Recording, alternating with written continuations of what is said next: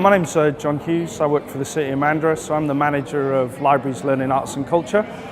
Well, it was really fantastic that they brought it to Mandurah, so I think it's the first time it's been here, so we're really thrilled to actually host artists from all over Western Australia and arts administrators.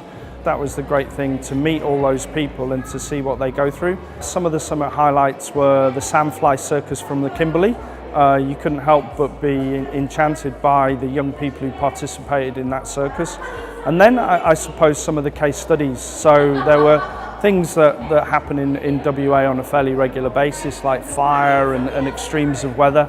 And the way that people manage to make art out of that and help those experiences, or use art to make sense of those experiences and to create great art and to create resilience in communities as well.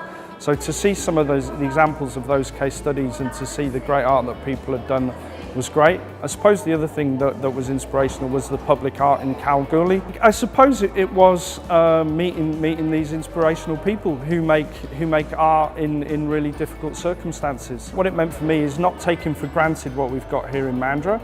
And then the other thing, I'm kind of interested in lots of diverse sorts of music. And in different sorts of music, there's a discussion about whether art can change lives. You know, the Beatles wondered about it, Crosby, Stills and Nash and Young worried about it.